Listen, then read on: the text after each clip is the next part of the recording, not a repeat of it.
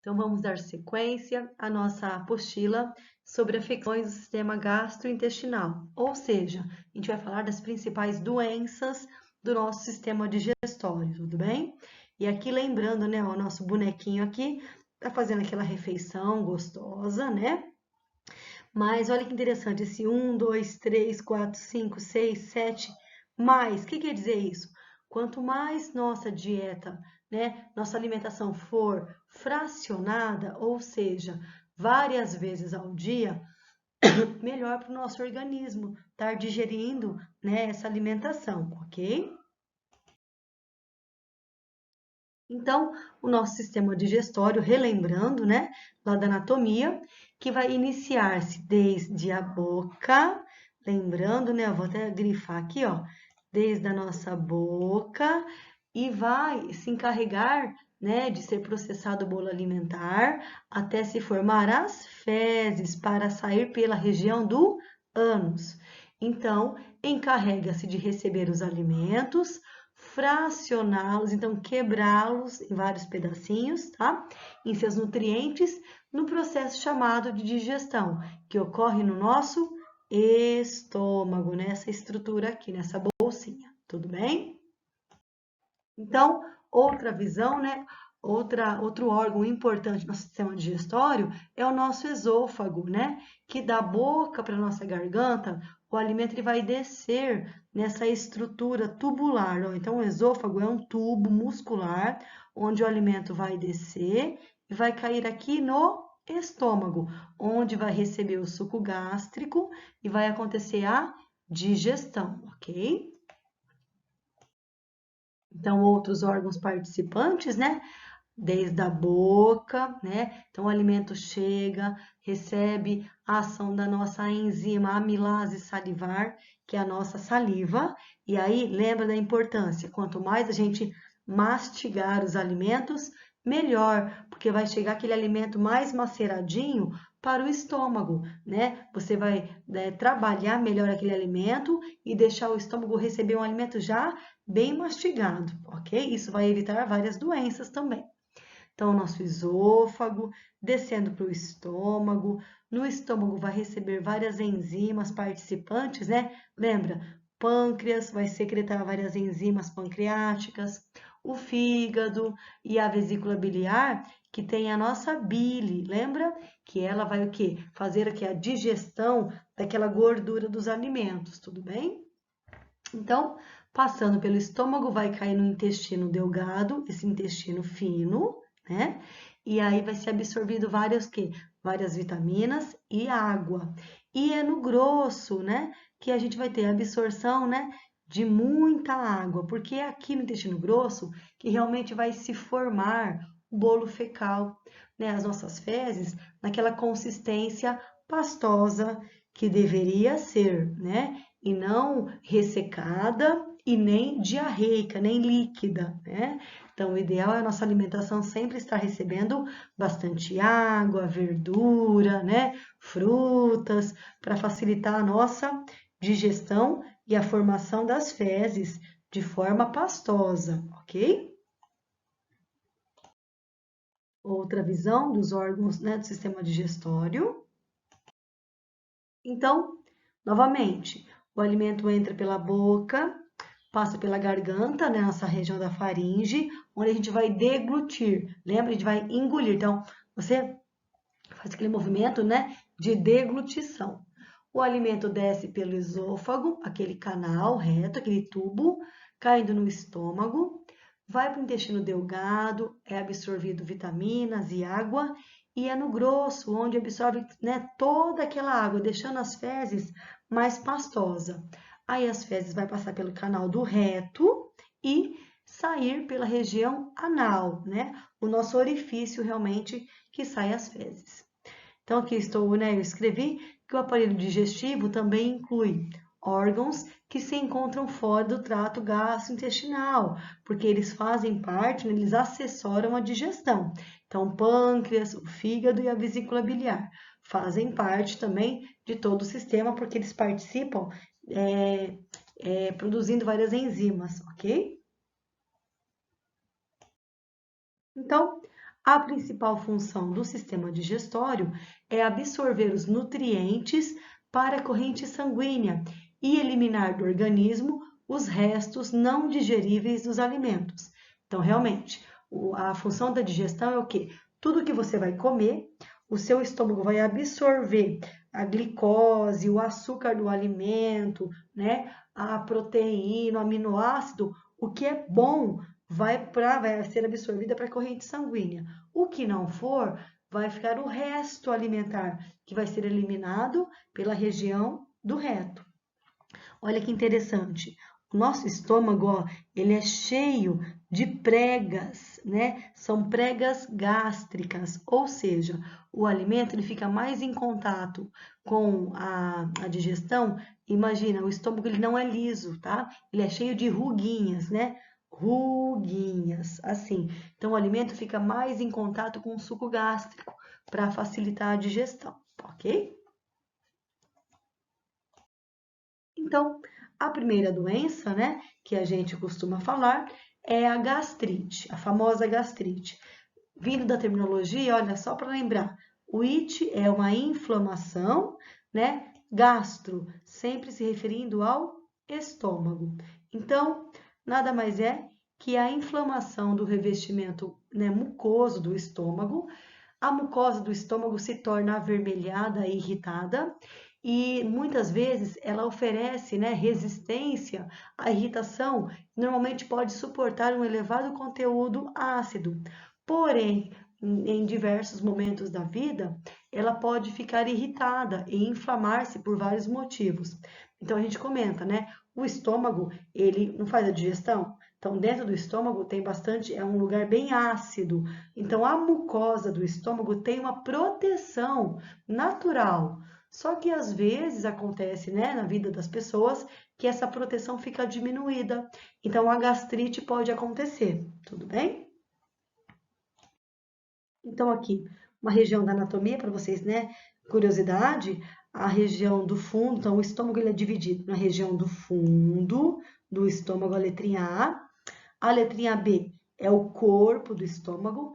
A letrinha C é a região do antro e a região D do piloro. Isso é interessante a gente saber quando a gente for, né, um paciente que vocês acompanharem durante uma endoscopia, a gastrite ela pode ser localizada em certas regiões do estômago, tudo bem?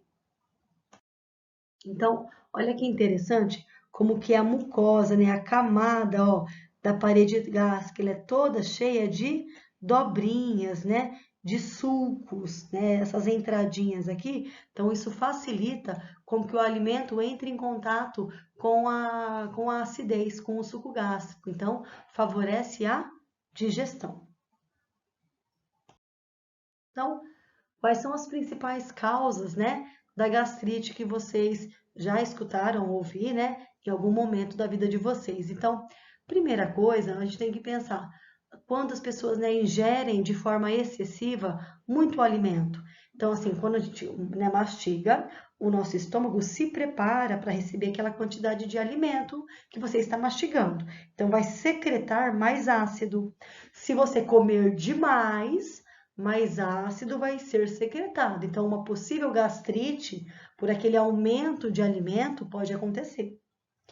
Quando se tem uma rápida mastigação, então não ocorre aquela mastigação que você tem que fazer de forma adequada, várias vezes. Então, o alimento, ele vai chegar cru no estômago. Então, imagina, né, aquele alimento vai ficar muito mais em contato com aquele suco gástrico, podendo favorecer uma gastrite. Outra causa é a ingestão de alimentos ácidos, que vai aumentar realmente a acidez do estômago, né? Ingestão de alimentos contaminados, como que funciona, né? Você vai comer aquele lanche maravilhoso, né? De um serviço fora de casa e você não sabe adequadamente, né, como foi a higiene daquele local. Então, você pode, né, ingerir alimento contaminado por bactérias, por micro-organismos, que pode desenvolver uma gastrite. O álcool, né, como, né, um hábito nada saudável, ele atrapalha realmente, ele aumenta a acidez do estômago, podendo causar uma gastrite. Também nós temos a ingestão de alimentos quentes, né? Muito quente, vai acabar o quê? Lesando a mucosa do estômago. Um refluxo biliar, então da vesícula biliar vai retornar, né, sais biliares para o estômago, o que não deveria acontecer, porque é um refluxo. Então isso vai estar atrapalhando a acidez do estômago. E também o uso de certos medicamentos, né, favorecem o aparecimento de gastrite, né? A gente dá o exemplo do AS, né? O AAS, o ácido acetil salicílico, quem faz uso, né, rotineiro por conta de problemas cardiovasculares, ele é um ácido. Então, aquela pessoa, para evitar um novo infarto, toma o AS todos os dias no almoço. Porém, por um lado, ele ajuda a afinar o sangue, mas por outro, ele pode alterar, né, a acidez do estômago. Por quê? Ele é o ácido acetil salicílico. Pelo próprio nome, né? Ele é um ácido. Tudo bem? Então, os tipos, né? O primeiro tipo da gastrite é a bacteriana. Pelo próprio nome, é uma bactéria que você acaba, né, sendo contaminada. Então, normalmente, ela é uma infecção pelo organismo chamado Helicobacter pylori. É a famosa bactéria H. pylori, que a gente escuta também dizer. Essas bactérias, elas crescem nas células secretoras de muco do revestimento do estômago. Então, é uma facilidade que essa bactéria tem de se instalar no estômago, né? Porque a gente se alimenta todos os dias, então ela é de difícil, né? Extirpação. Você sarar por completo do H. pylori. Você pode tratar, né? Conseguir viver com aquela gastrite bacteriana, mas raramente você consegue tirá-la do seu corpo, porque ela se alimenta de alimento, né? E a gente vive através, né, da alimentação. Outra é a famosa gastrite aguda por estresse, ou seja, a famosa gastrite nervosa. Ela é considerada o tipo mais grave de gastrite, porque, gente, é o nosso sistema nervoso, né? Nosso emocional vão estar interferindo, né, diretamente na nossa digestão. Ela é provocada por doença, né, de aparecimento rápido. Por quê? O estresse da vida hoje moderna acontece, né, vamos dizer, quase todos os dias. Então, por exemplo, né, pode piorar essa lesão por queimaduras extensas, lesões que provocam hemorragias maciças. Então, tudo isso pode estar facilitando o aparecimento dessa hemorragia, dessa gastrite por estresse. Então, aqui para vocês imaginarem, né, como fica dentro do estômago, olha, fica repleta de bactéria. Olha só, esses desenhos aqui amarelinhos é o H. pylori presente no estômago de um cliente contaminado por H. pylori, por uma gastrite bacteriana.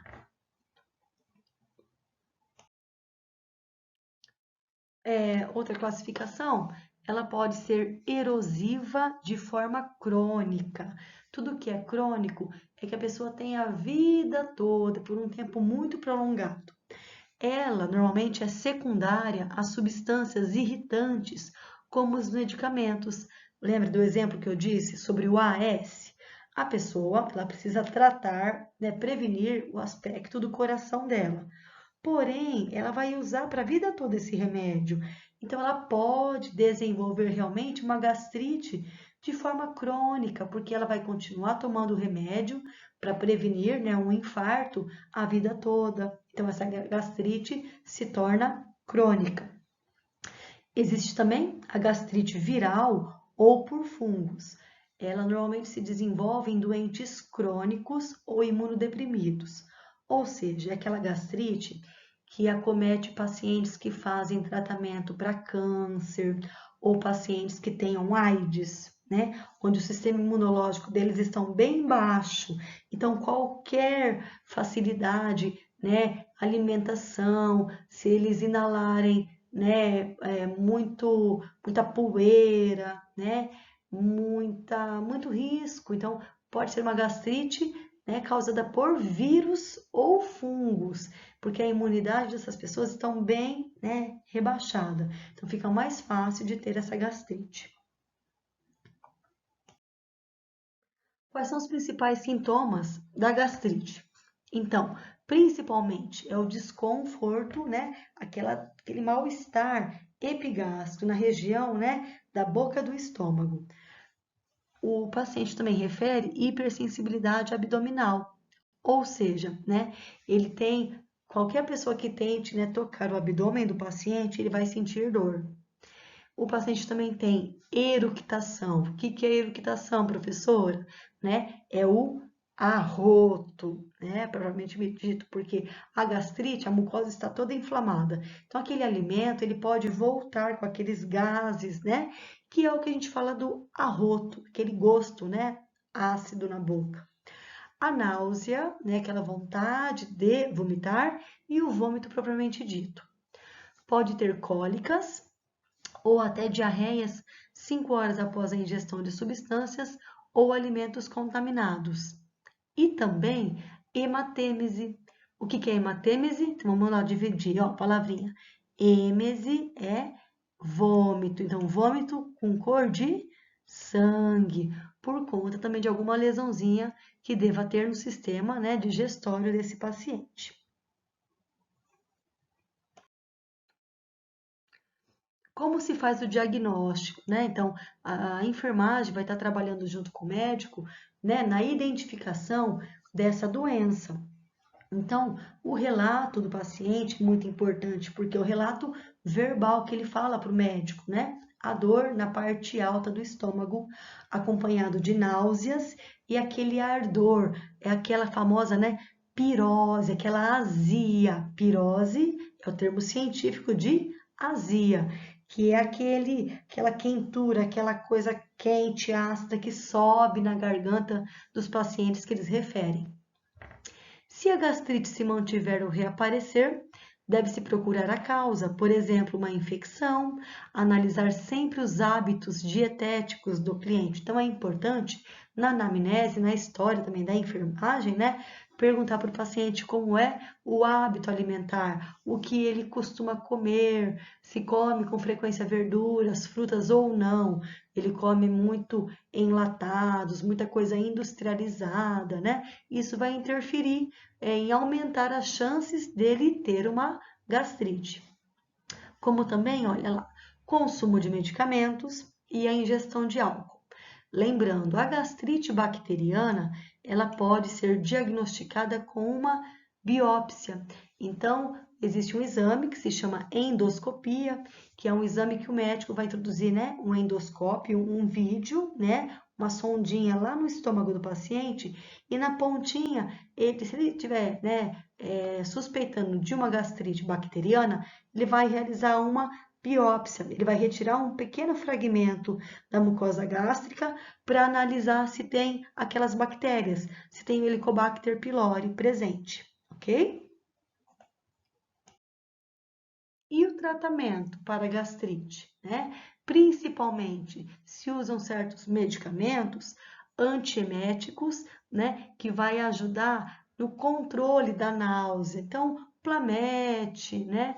Um Dramin para controlar aquela náusea e antiácidos, né? Que são medicações, né? Hidróxido de alumínio, que vai dar uma melhorada naquela queixa principal da pirose, daquela azia, daquela má digestão que ele sente.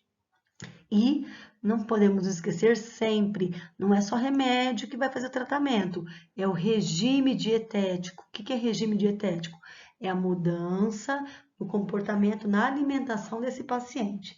Então, se ele comia muita coisa ácida, ele tem que reeducar a alimentação, né? Introduzir fruta, bastante água, verduras, né? Evitar o álcool, certo? Açúcar, né?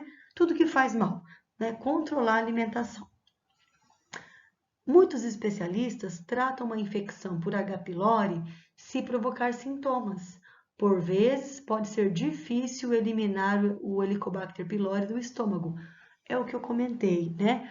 Pela bactéria estar presente, né? Ela vir de forma através de alimentos contaminados e nós, né, precisamos nos alimentar rotineiramente, frequentemente, todos os dias, então é difícil você eliminar por completo o H. pylori do estômago do cliente, né? Ele consegue muito bem fazer um tratamento, diminuir as queixas, mas eliminar 100% é difícil. Não é impossível, mas, né? O que diz os artigos, os trabalhos, é que não é fácil eliminar o H. pylori. Portanto, quais são os cuidados de enfermagem, né, importantes para esse paciente? Principalmente, falamos de qualquer tipo de doença, você mexe com o emocional do paciente. Então, sempre de modo a tranquilizar, proporcionando conforto, dar aquela segurança ao cliente, né, explicando tudo o que é da doença, tirar dúvidas, né, do paciente, manter uma ventilação adequada do ambiente, deixar fresco o ambiente, dar um apoio psicológico, ouvir com atenção e anotar as queixas do paciente, isso é para qualquer tipo de patologia, né? Orientar as visitas e os familiares para evitar conversas que perturbem o paciente. Claro, o paciente ele pode estar com aquela gastrite, né, nervosa, emocional que a gente comentou. Então, a gente deixar o paciente mais tranquilo, né, sem trazer muitos problemas para ele, é o ideal. Diminuir a atividade motora do estômago, oferecendo uma dieta branda e várias vezes ao dia. Isso eu já digo assim, para quem não tem gastrite e quer se prevenir, o modo, né, mais saudável, tudo que você se alimenta, vamos tomar um café da manhã, 6 da manhã. Quando é 8h30, 10 horas, 9 horas, come uma fruta. Depois do almoço, você não vai comer aquela quantidade grande de alimentação, porque você se alimentou por uma fruta. Quando é 3 horas da tarde, outra fruta. Então, assim, de modo a fracionar aquela alimentação que você faz no dia todo, você vai fazer mais vezes ao dia, né? Então, e de forma com dietas brandas, nada, coisas com muita gordura, muito pesadas. Estimular o paciente a fazer uma higiene oral 3 vezes ao dia, né? Isso é o mínimo. A higiene oral ela é indispensável, né? Com uma solução antisséptica, escova de dente, pasta de dente, um enxaguante bucal. Verificar e anotar os sinais vitais de 4 em 4 horas, como de costume, né? Como padronizado em cada hospital. E administrar a medicação prescrita sempre com controle rigoroso do horário. Esses são os principais, então, cuidados de enfermagem. Então, são nossas ações perante o paciente. A úlcera. A úlcera péptica, ela já é diferente, ela é uma lesão, é uma ferida bem definida. Então, ela é um desenho. É como se diz, eu falo, parece uma afta da boca da gente. Só que está presente aonde? No estômago. Circular ou oval, causada devido a um revestimento do estômago ou do duodeno, ter sofrido uma lesão ou simples erosão pelos ácidos gástricos ou pelos sulcos duodenais. Então, realmente, a mucosa do estômago lá dentro vai ter uma ferida, né, que é a úlcera, ou popularmente ursa, que o paciente tenha.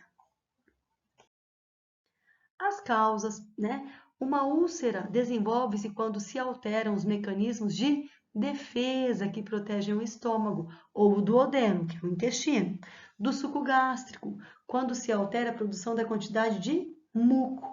É o muco que protege o nosso estômago do suco gástrico, tá?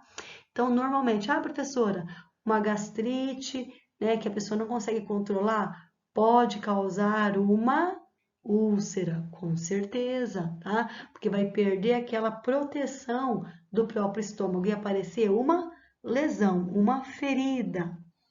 Então, olha, não se conhecem as causas dessas alterações, né? A fundo identificar qual é o problema causal, não. Mas uma pessoa que não trata uma gastrite, uma região que já está toda hiperemiada, fica muito mais fácil de abrir uma lesão. Para se diagnosticar, então, uma úlcera é através da endoscopia. Então, aqui no exame, olha lá, o médico introduz um endoscópio pela boca do paciente que vai até o estômago. Lá no estômago, ele, através de um computador, ele vai visualizar toda a cavidade do estômago, à procura de lesões, né, das úlceras ou outra alteração presente. Então, o tratamento da úlcera, pessoal, segue o mesmo padrão da gastrite, porque é sistema digestório. Então, vou estar oferecendo antiácidos para o paciente. Então, hidróxido de alumínio, né? Esqueci o nome agora, hidróxido de alumínio, hidróxido de magnésio, leite de magnésia, que todo mundo quando era criança que a mãe dava, aquele líquido branco com gosto de hortelã às vezes, né? Medicamentos também antiulcerosos para proteger a mucosa, omeprazol, pantoprazol, ranitidina, que é o Antac, né? Entre outros, e até cirurgia, né? Às vezes pode ser necessário, dependendo do tamanho da ferida, da úlcera, ok? A hemorragia digestiva, já estamos complicando as doenças do sistema digestório, né? Uma hemorragia é aquela perda de sangue maciço e rápido devido a algum trauma. A fonte do sangramento pode ser proveniente de qualquer área do trato digestório, realmente. Vamos lá, vamos pensar. Pode ser uma úlcera que estava grande, grande, grande, e de repente começou a sangrar, ok? O que o paciente sente? Quais são os principais sintomas, né? Quais são as manifestações clínicas, né? O que o paciente mostra para mim? Ele vai relatar dor na região do estômago, na boca do estômago, vai referir náuseas, vômitos, pode apresentar febre, pode apresentar ascite. O que é ascite, professora? É aquele edema do abdômen, aquele acúmulo de água na cavidade peritoneal, tá? Hematêmese, que é o vômito com sangue, podendo ser vermelho brilhante, a cor, né? Aquele vermelho vivo, tá? Ou pode apresentar o quê? Melena, né? Que é o quê? Aquelas fezes com sangue, só que de cor enegrecida, ela é escura e ela tem um odor desagradável, ela não é fétida, tá? O diagnóstico novamente, né? Através da endoscopia, para confirmar a doença. E aqui a assistência clínica, é importante que a equipe de enfermagem avalie a quantidade, não é uma hemorragia, eu tenho que ficar de olho na quantidade da perda de sangue, através das fezes, através de vômitos. Normalmente o médico pode prescrever uma lavagem gástrica, com o quê? Com soro fisiológico gelado. Lembra da aula de semiotécnica? Que a aplicação de frio faz o quê? Vasoconstrição. Então, melhora a questão de hematomas, de sangramento. Então, ó, objetivando a hemostasia. Eu quero estancar aquele sangramento. Então, normalmente, uma lavagem gástrica com soro fisiológico gelado é indicado, né? Vai ser prescrito. Administrar os medicamentos normais que o médico prescrever e sempre, olha lá, monitorizar sinais vitais.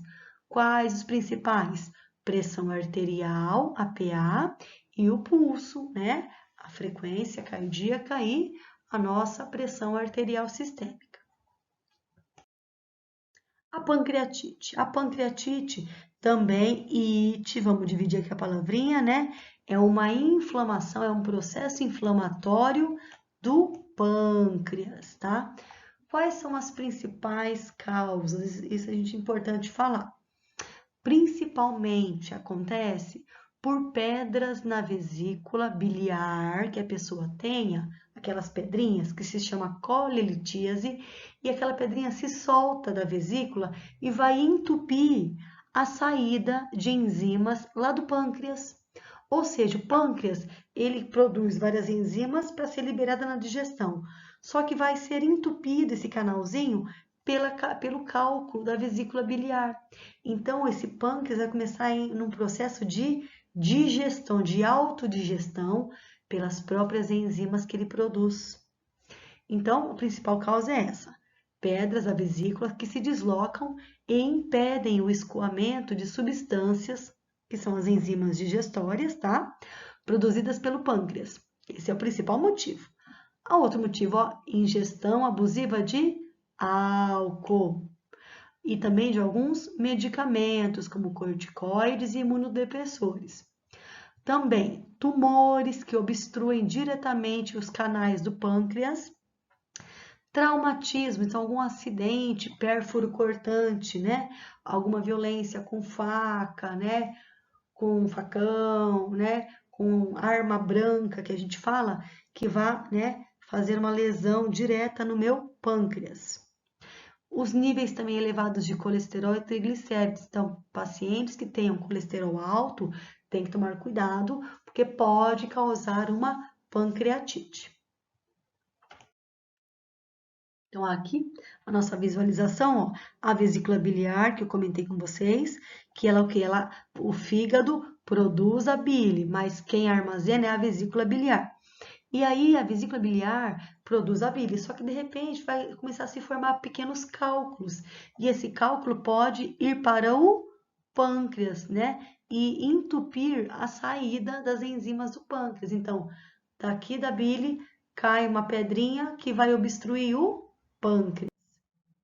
Olha aqui outra visão, para vocês entenderem, né? Então, aqui, ó, canal ducto pancreático. Então, as enzimas pancreáticas, elas são produzidas, deveriam ser colocadas lá no sistema digestório, né? Para ajudar a digestão lá no duodeno, ó, começo do duodeno.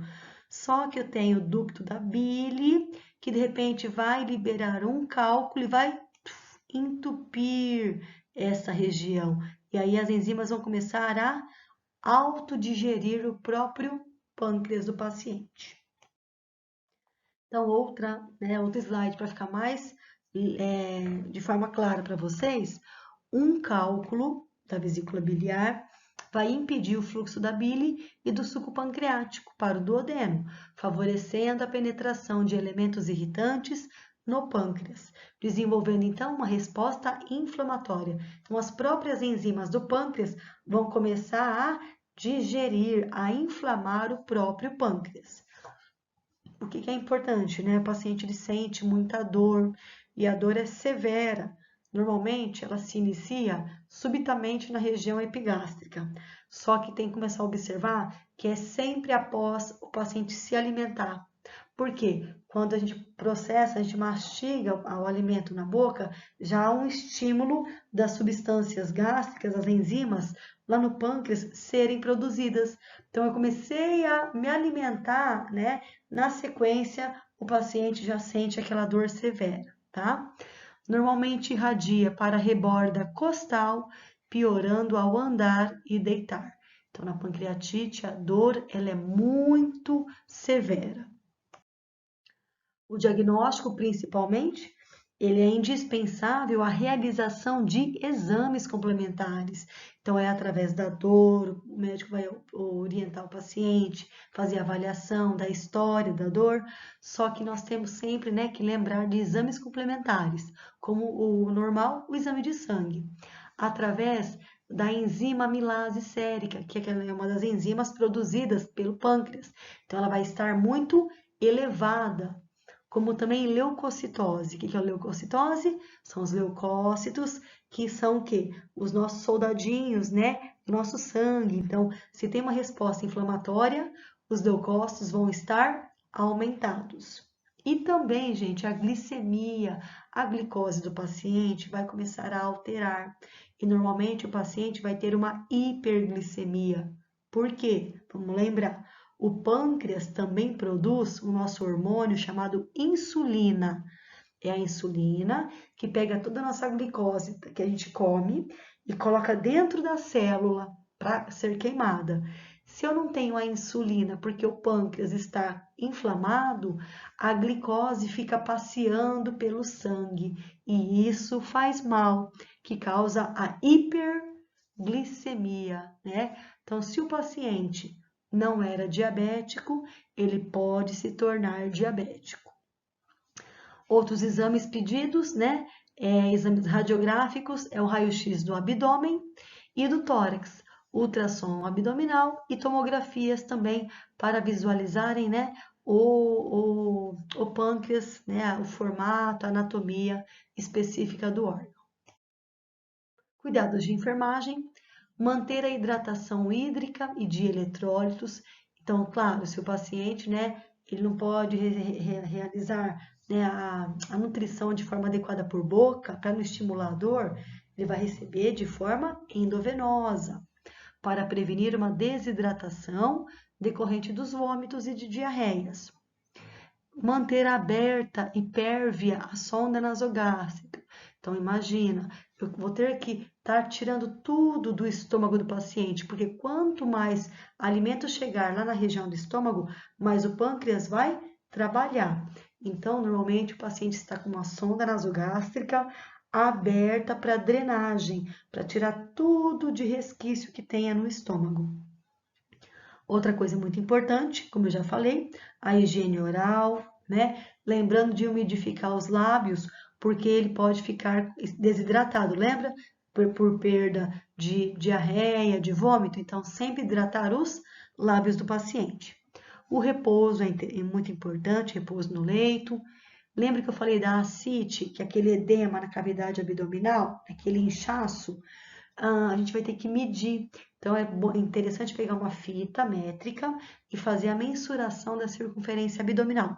E fazer isso diariamente, tá?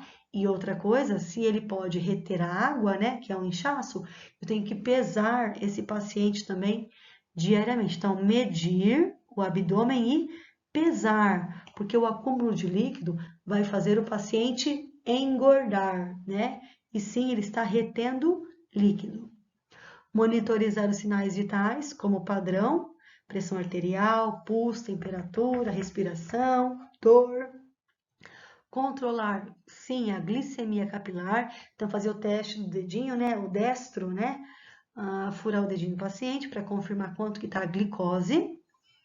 Realizar o balanço hídrico, saber realmente tudo que o paciente está ingerindo de líquido e tudo que ele está eliminando, para ele não ficar nem desidratado e nem muito inchado. E orientar a autoaplicação de insulina. Lembra do hormônio? Que o pâncreas está doente e não vai produzir insulina. E o paciente pode se tornar diabético. Então, provavelmente esse paciente vai ter que receber as injeçõezinhas de insulina para controlar a glicose, tudo bem? Outra doença interessante, né, modo de dizer, é a esofagite, que é a inflamação do esôfago, provocada pela ação de substâncias irritantes, né? Então a gente vai ver que normalmente aquele refluxo, quando volta aquela pirose, aquela azia, né? Aquela eructação, aquele arroto azedo, isso pode estar machucando o esôfago. E qual é a principal causa? Olha lá, a função do esfíncter esofágico está diminuído. Eu tenho uma imagem aqui interessante para mostrar para vocês, ó. O esôfago, né, ele é aquele tubo cilíndrico que desce o alimento. Só que eu tenho o quê? Um esfíncter, né? É uma região que é uma portinha entre o esôfago e o estômago. Então, esse esfíncter, essa portinha pode estar com dificuldade de se fechar. Então, passa com mais facilidade, né, o líquido para cima. Então, esse esfíncter pode estar, né, com a sua função diminuída, uma das causas. E olha lá, até um esôfago também pode ter uma úlcera. Uma imagem para vocês identificarem, né? Na extremidade distal do esôfago. Então, lá na parte de cima, observam-se erosões. Olha aqui, que é uma mucosa rósea, uma cor normal. Agora, esta região está com lesão, esta está com lesão. Então, dá para perceber uma grande diferença das áreas do esôfago. A principal causa, como eu comentei, olha lá, o refluxo gastroesofágico, aquele retorno, né, daqueles gases, daquele líquido azedo que vem do estômago para o esôfago. O uso de cigarro pode causar uma esofagite, alimentos fritos ou gordurosos, Alimentos e líquidos muito gelados ou quentes podem alterar toda a mucosa do esôfago. Derivados da cafeína, muito café, chá, chocolate, contém a cafeína. Bebidas cítricas e alcoólicas, olha o álcool aqui de novo. Instalação de sondas gástricas, né? Ficar introduzindo várias vezes a sonda, né? Então tem que ter uma indicação correta. E, por fim, ingestão de substâncias corrosivas, como exemplo, soda cáustica. Então, infelizmente, a gente acaba escutando casos, né, de tentativa de suicídio, onde as pessoas tentaram ingerir soda cáustica. E a soda cáustica, ela o quê? Internamente, ela danifica, ela queima todo o esôfago, né, causando uma esofagite importante no paciente. Sinais e sintomas: a azia ou a pirose, como eu comentei com vocês, né? Aquela coisa quente que arde, que é a queimação após as refeições. A disfagia, que é uma sensação de dificuldade de deglutição por conta da dor, do mal-estar. Odinofagia é a dor com regurgitação de fluido gastroesofágico, então vem aquela queimação, né? E vem acompanhado de dor. E o paciente tem salivação excessiva, né? Ele começa a ter muita saliva na boca, se chama cialorreia. O diagnóstico, a anamnese, que é a história clínica do paciente. O médico costuma pedir um raio-x de esôfago com contraste, tá? Para visualizar bem realmente, né, as possíveis lesões, e uma endoscopia do esôfago. Tratamento é feito à base de antiácidos, como eu comentei com vocês, com o intuito de diminuir a acidez gástrica e de proteger a mucosa do esôfago, tá? Orientando quanto também a mudança na dieta, né? Fracionada, dieta leve, branda. Incentivar a deambular para acelerar o processo de digestão, né? E evitar a alimentação 2 horas antes de dormir. Isso é muito importante, porque a tendência é a gente chega à noite, está com fome, janta e já está com sono. E quando a gente deita, né? Nosso esôfago fica deitado, então não ajuda, né, o processo, nossa gravidade, descer o alimento até o estômago. Então, olha que interessante, a dieta, né? Eu acabo de comer, eu vou deambular, vou lá lavar uma loucinha para acelerar o processo de digestão. A colicistite nada mais é que a inflamação da parede da vesícula biliar, ou seja, comumente decorrente de um cálculo biliar localizado no ducto cístico, que causa um episódio de dor súbita de forte intensidade. As principais causas é a questão genética, né? A hereditariedade, a obesidade e a calculose biliar. A calculose que é o quê? A formação dos cálculos.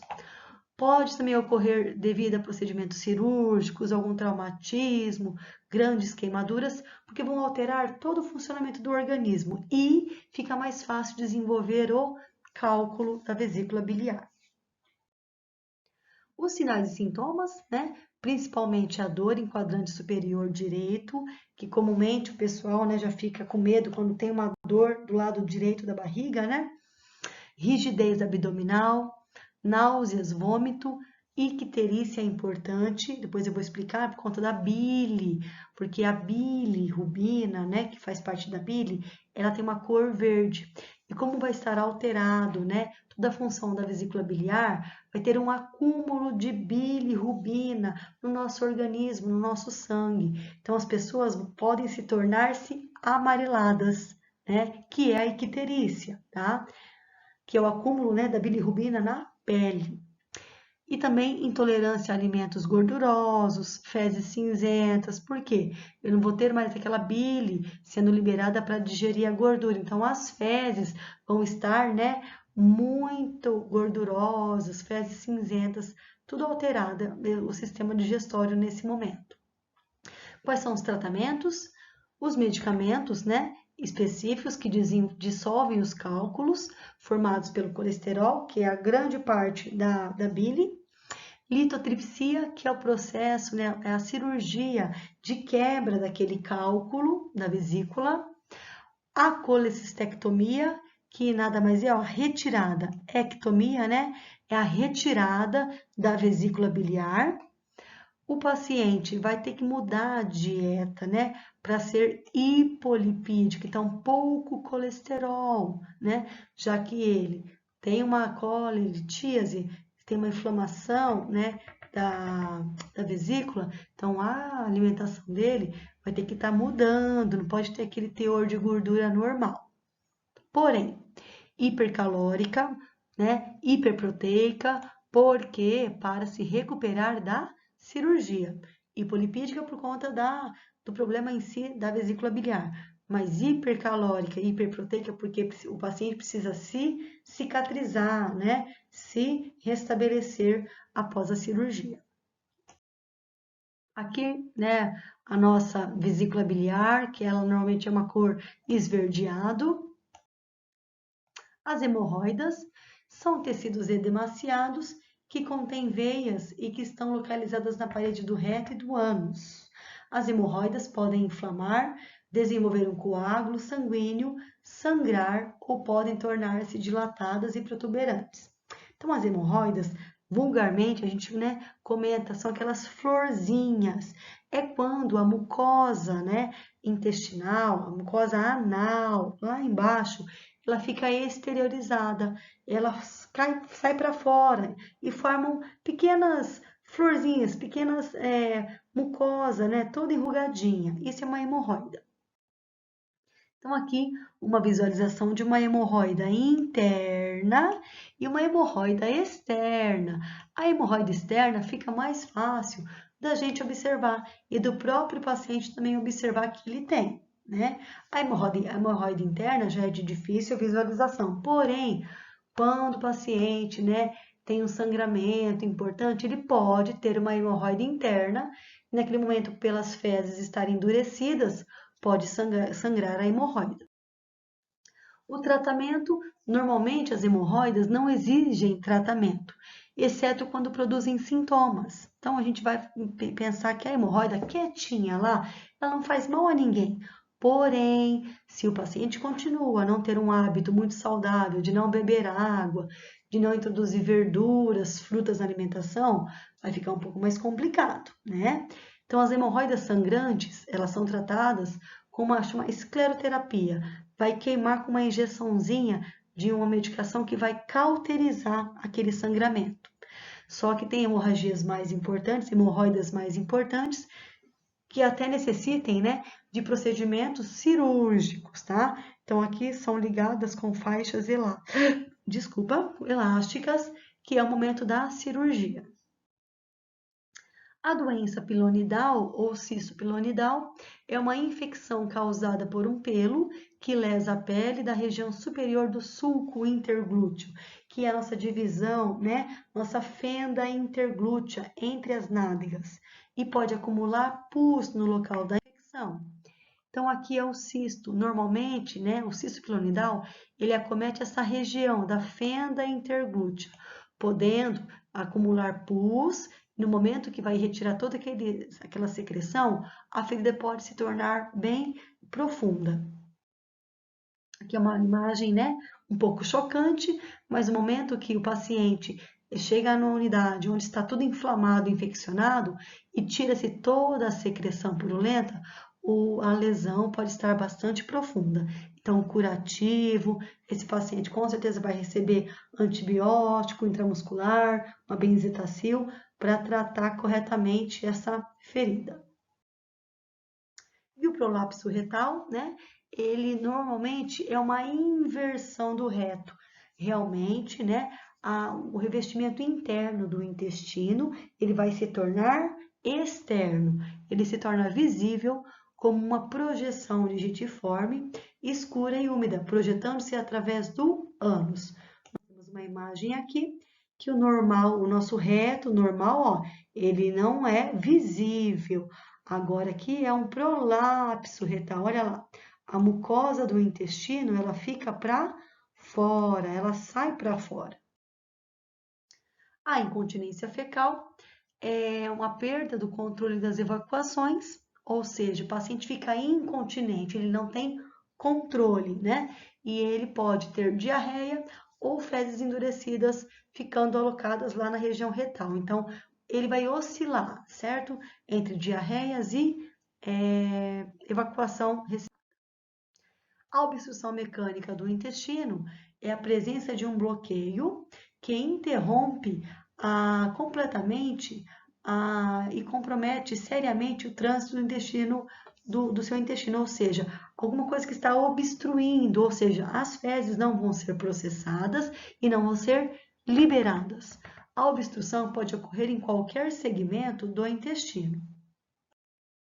Quais são os sinais e sintomas? Principalmente, o paciente não vai evacuar, né? Mas ele vai continuar com dor abdominal, porque ele está se alimentando, porém, não consegue eliminar as fezes. Então, ele vai ter uma distensão do abdômen.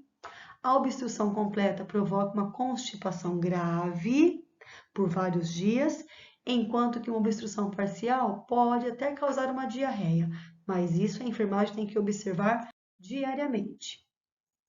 E a apendicite, né? Outra IT para a gente conhecer é a inflamação do apêndice vermiforme. O apêndice é uma forma, né? É uma pequena estrutura tubular em forma de dedo de aproximadamente 10 centímetros, que se projeta do intestino grosso até o ponto que se une ao intestino delgado. Então, aqui na imagem fica mais fácil para vocês entenderem, né? Nosso intestino grosso, ó, lembra? Nosso cólon ascendente, cólon transverso, descendente, o sigmoide e o reto. O apêndice é esta peçonhinha aqui, ó. É apenas, né, uma mucosa, né, uma região dilatadinha e tem um formato, né, de um dedo, né, parece um verminho, ó. Tanto é que é o apêndice vermiforme. Então, o apêndice, ele está aqui normal, porém aqui ao lado ele está inflamado. Então, quando se está inflamado, o paciente faz uma cirurgia de apendicectomia e se abre o apêndice, né? Então, os médicos relatam que eles encontram unha, né? Pedacinho de unha que a pessoa rói e engole, tá? Casquinha de amendoim, casquinha de pipoca, um monte de tranqueirinha da alimentação. Ou seja, quanto mais água a gente bebe, mais a gente vai lavando o nosso intestino, o sistema digestório e evita, sim, uma apendicite. Sinais e sintomas, né? Principalmente náusea, vômito, uma dor intensa na fossa ilíaca direita, né? Então, realmente aquela dor na região direita, abdominal aqui inferior. A dor pode iniciar-se subitamente na região abdominal superior e em torno da cicatriz umbilical, ou seja, ao redor do umbigo. A febre pode ser de 37,7 a 38,3. Ela é muito comum. Então, não é uma febre muito alta, mas é importante a questão da dor. O diagnóstico e tratamento, né, sempre os exames complementares são muito importantes. Aqui o hemograma, que é o exame de sangue, vai perceber que os leucócitos estão aumentados pela reação inflamatória, né? E o médico vai se basear para se diagnosticar nesses achados do exame físico, na constatação da dor, no tipo de dor, a localização. E a cirurgia é imediatamente realizada para evitar, então, ó, a ruptura do apêndice, que esse é o maior problema. O apêndice inflamado é uma coisa. Agora, quando o apêndice se rompe, toda a secreção, né, purulenta que tiver, vai, né, ficar em todo o sistema digestório e possibilitar uma septicemia. Então, isso a gente não quer que aconteça, né?